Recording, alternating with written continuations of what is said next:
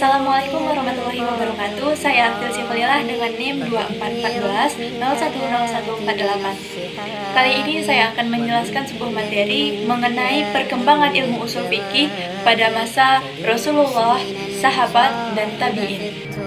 Kenapa kita harus mempelajari atau belajar usul fikih? Apa sih guna usul fikih itu untuk kita? Teman-teman, kita mempelajari usul fikih karena tidak mungkin kita bisa memahami bagaimana cara ulama mengeluarkan hukum sampai menjadi wajib, sunnah, haram, dan juga makruh, kecuali kita harus memahami terlebih dahulu ilmu usul fikih. Karena usul fikih adalah ilmu yang dengannya kita mempelajari, mengetahui, memahami kaidah-kaidah yang digunakan oleh para fuqaha atau ahli fikih dalam menggali dalil sehingga keluarlah hukum. Seperti sholat lima waktu itu wajib. Kenapa? Karena Allah berfirman, aqimus sholah, dirikanlah sholat. Kata aqimu itu fi'il amar, dan hukum asal perintah adalah wajib menurut jumhur ulama.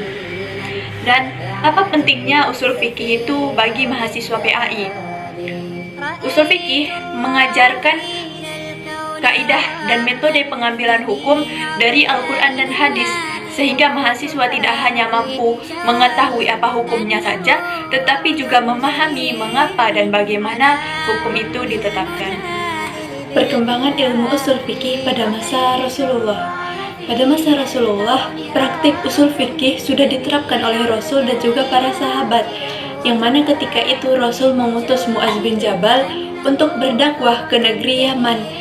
Ketika itu Rasulullah bertanya kepada Mu'adz, "Wahai Mu'adz, bagaimana cara engkau menentukan suatu keputusan hukum jika dihadapkan kepadamu? Bagaimana cara engkau mencari solusinya?"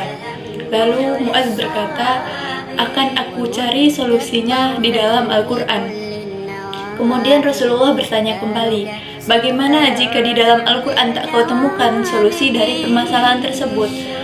Lalu Mu'adz berkata, "Akan aku cari solusinya di dalam hadis atau sunnah-sunnah Rasul."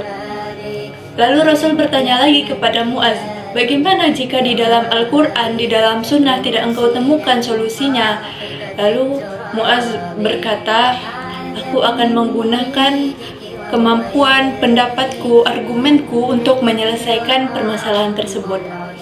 Kemudian Rasulullah menepuk dada Mu'adz dan berkata, "Benar engkau Mu'adz."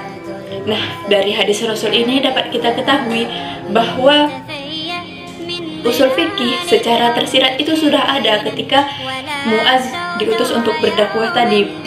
Dan juga kenapa usul fikih secara tersurat itu belum ada pada masa Rasul?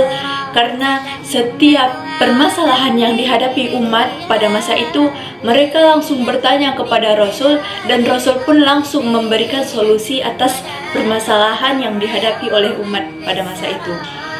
Perkembangan ilmu usul fikih pada masa sahabat.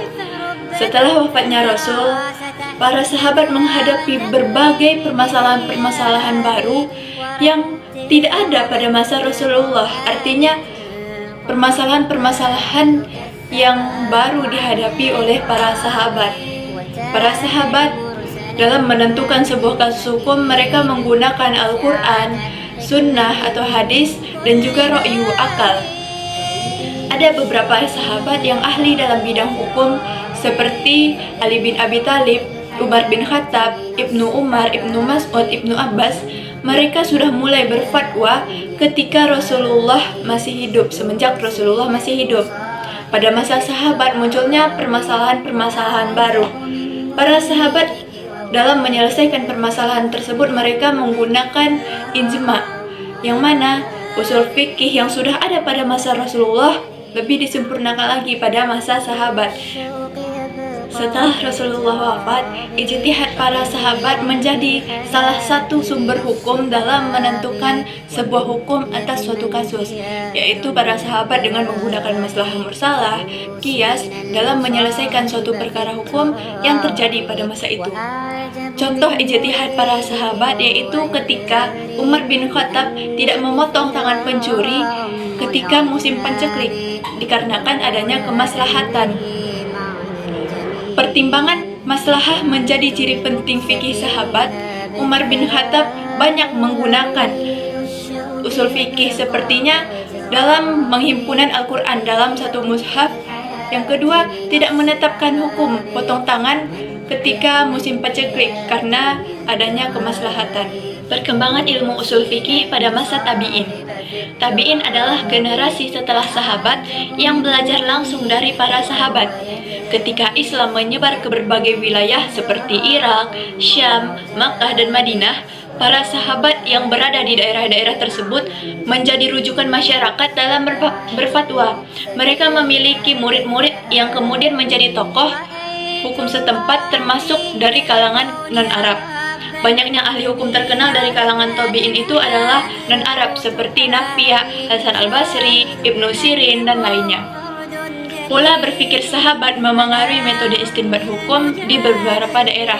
Misalnya, Ibnu Mas'ud yang dikenal sebagai ahlul ra'yu berpengaruh kuat pada muridnya di Kufah, sehingga wilayah tersebut dikenal sebagai pusat ahlul ra'yu. Secara umum, metode istinbat tabi'in tidak jauh berbeda dari sahabat. Namun, pada masa ini muncul dua fenomena besar. Yang pertama, pemalsuan hadis yang menuntut kehati-hatian dalam menerima hadis. Yang kedua, perbedaan penggunaan ra'yu, yang mana hal ini memunculkan dua kelompok.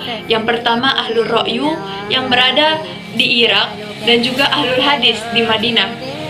Perbedaan ini ditambah dengan munculnya para ahli hukum non-Arab yang melahirkan corak-corak pemikiran hukum yang kemudian berkembang menjadi berbagai mazhab fikih dengan metode-metode yang khas dari masing-masingnya.